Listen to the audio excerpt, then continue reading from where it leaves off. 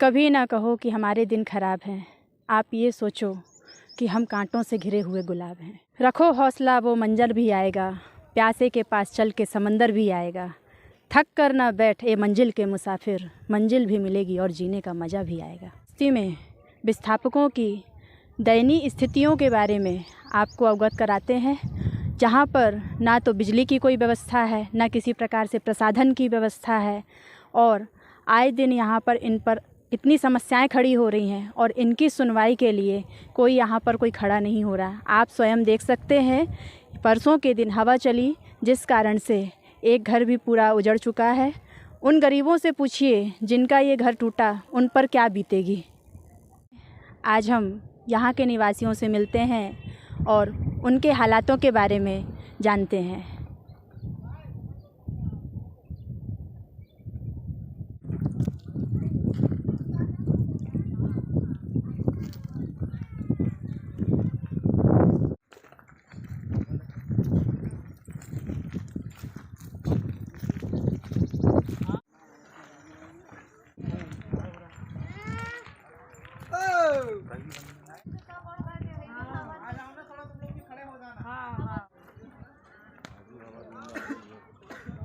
तो अपन इतनी है। क्या तो बोला था मैंने? मुश्किल नहीं कोई काम, हिम्मत तो रख, आगे बढ़ने का हौसला अपने अंदर तो रख। इसी तरह का जज्बा और हिम्मत रखते हुए यहाँ के निवासी जो कि हिम्मत रखे हुए हैं, आइए आज हम इन सभी से, इनकी समस्याओं से रूबरू होते हैं।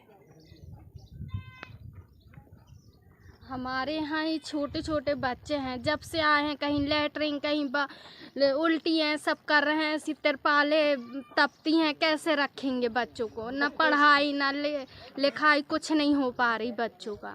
समस्या है कि मेरी एक बेटी है, 2 बेटी हैं, दोनों की तबीयत खराब है और ये तो आज 15 चक्कर लैट्रिन करने गई, उल्टी कर रही है। जिस दिन से आए उसी दिन से और तिरपाल इतना तपता, कोई लाइट की सुविधा नहीं, कोई सुविधा नहीं, कोई अधिकारी कभी चेक करने गया कि आपके बच्चे कैसे हैं, क्या है, कोई सुविधा नहीं कि आप यहाँ से कोई ऑटो नहीं है, कुछ नहीं है कि कहाँ जाए, ना कोई डॉक्टर ना कोई। तो बस उल्टी टट्टी सियाने मेरे आगे पीछे कोई नहीं है। बच्चे हैं तो सब शादीशुदा वाले हैं और सरकार ने ऐसे यहाँ ला के फेंक दिया कि मैं कहीं टट्टी लगती, कहीं उल्टी होती है और मुन्ना आंधी आई तो पूरा पन्नी उड़ के चला गया है। कोई देखने वाले नहीं है और फेंक गए। जब से दोबारा यहाँ कोई आए, जैसे यहाँ फेंके गया है, मैं आज हिम्मत करके कह रही हूँ, या कलेक्ट्रेट में या नगर निगम में, वहीं में जाके और पूरी जनता जाके बैठेंगे। अब ना यहाँ कोई सरकार सुनाई आती, बड़े बड़े जानवर कीड़ा निकलते हैं, बिच्छू निकलते हैं, छोटे छोटे मासूम बच्चे हैं। आज 1.25 महीने से कोई भी कलेक्टर का एक भी अधिकारी नहीं आया है। हमारे यहाँ 0 साल के बच्चे से लेके 100 साल तक के आयु तक के व्यक्ति यहाँ निवास कर रहे हैं। मूलभूत जो सुविधाएं होती हैं, कम से कम वो सुविधाएं तो प्रदान कीजिए। महीने भर बाद बारिश है, अभी आज सोमवार है, पिछले सोमवार की बात है, आज ही के दिन इतनी तेज़ हवा चली, सबके आप तिरपाल देख रहे हैं। यहाँ एक घर भी ऐसा नहीं बचा था कि जिसके यहाँ तिरपाल बना हो, सबके तिरपाल उड़ के दूसरों के यहाँ चले गए थे। उसके बाद जैसे तैसे सबने तिरपाल छाया। अब उनकी व्यवस्था ऐसी, अब तिरपाल के अंदर ही मैं तो कहता हूँ कोई अधिकारी भी हो, अगर 1 घंटे 2 घंटे यहाँ के तिरपाल के नीचे बैठ के दिखाए कि क्या उमस क्या गर्मी है। हर घर से एक पेशेंट निकल रहा है। मेडिकल आप जाके सर्वे करवा लें, अधिकतर पेशेंट आपको तेवर के ही मिलेंगे जो विस्थापित होंगे। उल्टी, दस्त, डायरिया सब के पेशेंट आपको यहीं मिलेंगे।